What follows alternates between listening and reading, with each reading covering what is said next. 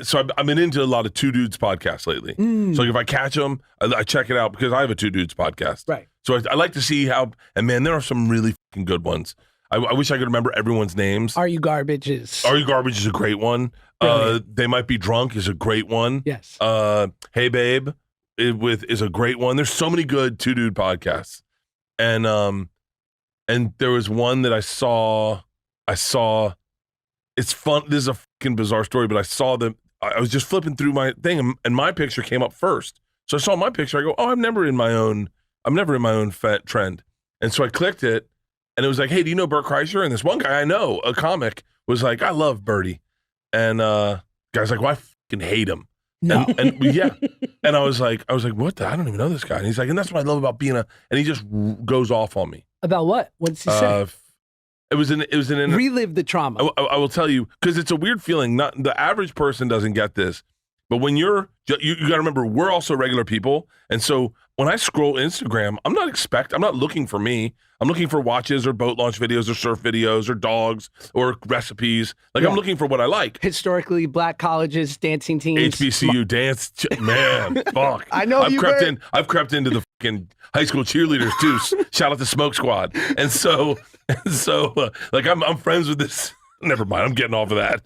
And so then I get bummed out. It's a weird feeling when you hear people hate on you because it rushes up. It's almost like you get broken up with. Like it's like a rush in your heart, and you're like, whoa. And then you can't not look at it. You go, I'll just put it away. And then you're like, well, how bad is it? You know, it's like a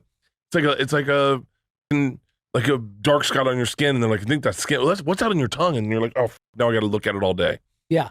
So I watch it, and then I was like, what's interesting is when I saw the picture of myself, I knew one of the comics. So I immediately was like, oh, I'm going to like this. They're talking about me. I'm going to like this. So I followed both the comics and the podcast without watching it. Then I watched it and realized the one guy hated me. And I was like, motherfucker. So then I said, because I've already followed him. I know that shows up in people's things. I can't just unfollow everyone. Sure. So I DM the comic, the guy who wasn't a comic, he's an artist. And he had pictures of me. He like really hated me. Well, on what grounds? He just thought I was annoying. Your essence. Just I'm annoying. He had pictures of you on his Instagram or in his DMs? He's an artist. He drew pictures of me. Like being murdered or just being fat and disgusting. And so I was like, relatable. Yeah. But do you want to do you want to live in the middle in the sense of, do you want to be loved and hated because you've triggered feelings? You want to be loved and hated. You want to be loved and hated. You don't want to be, trust me, I've been ignored. Milquetoast. And like I was like, oh yeah, I don't really give a fuck about that. You want to be either loved or hated. But so I sent him a DM and I was like, hey man, I've given you hilarious. I followed you before I saw the clip. I saw a picture of myself and there was a picture of myself, so I followed you. I'm friends with your podcast buddy. Obviously I didn't know you disliked me, and so I just want you to know that I get it. I hope you have a good day or whatever. Yeah. And then the guy DM'd me back, and he was like, "I am so fucking sorry, man." Like it was like really cool. He was like, you say these things, and you don't think everyone's ever gonna fucking hear them, and I'm just trying to do a podcast, and I was like, and then you have to find yourself accountable, and I was like, I've done that a lot. Where you talk shit about someone, not even thinking Reese Witherspoon's ever gonna fucking hear it. And then Reese Witherspoon's probably sitting there like, what the f did I, like I often think about Richard Gere and like how many of us talked about that fucking hamster up his ass. And so that's not true?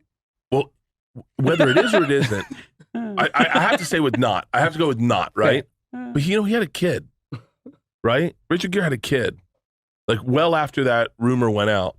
And that kid had like a kindergarten hamster that they would take home on weekends. That's how it works when you have a kid.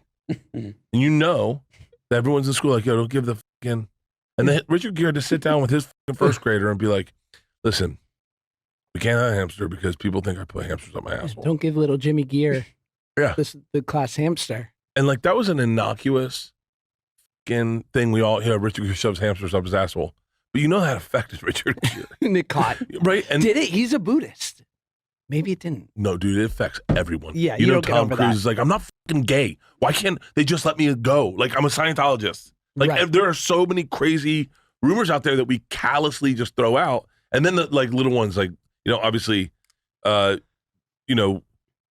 bigger ones that are more accurate, and then like little ones like Bert's annoying, and I go, what? That hurts my feeling. That's not my goal.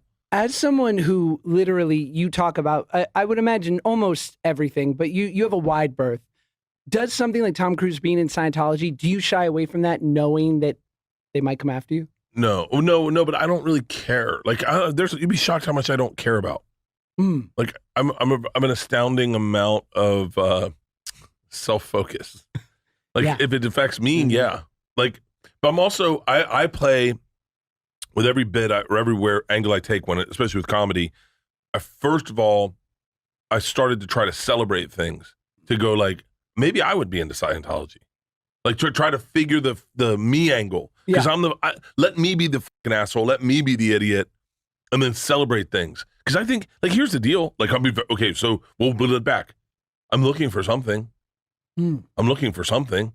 Like, I'm curious. If you told me that Christianity worked, I'd lean real hard into it. If you told me Kabbalah was still kicking, I'd check it out. Is it? This is a really good time for us to try to convert you to Judaism, because we do it during most episodes, but it was kind of just the perfect entree. We're very if you Jewish. Want, I'll set you up with a rabbi. It'll be nice, and it won't be easy. It'll actually be incredibly difficult. It'll be very difficult. Rabbis are slick. Well, that's going to go on the cover of Anti-Semitic Times. Rabbis are slick. No, I didn't mean it like.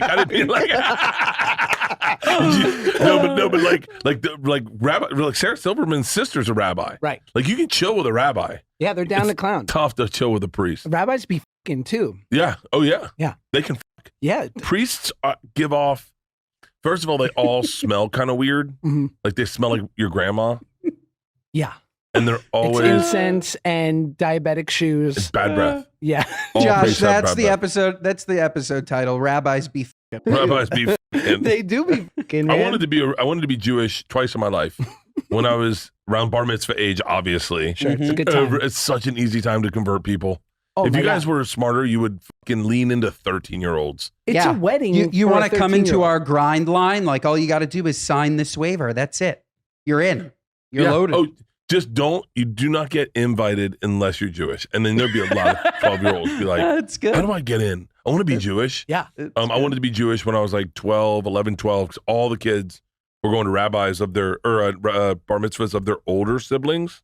So, like, they'd come back and David Jermaine would be like, man, the Fabricants bar mitzvah was crazy this weekend. And then Nell would be like, I can't believe we danced as late as we did. And I'd be like, wait, you guys are 11. You guys are dancing? Yeah. And then I was like, so jealous. They're like, we snuck out to the, not a country club. You guys weren't allowed in those. Still not. Still not. My sister-in-law wanted to get married, and when I was like, I can't go. I was like, they won't let me in. She's like, no, that's not true anymore. I'm like, yeah. No, it's true. It's true. They don't like us. Yeah, we're the good guys. We're not the great guys. We're just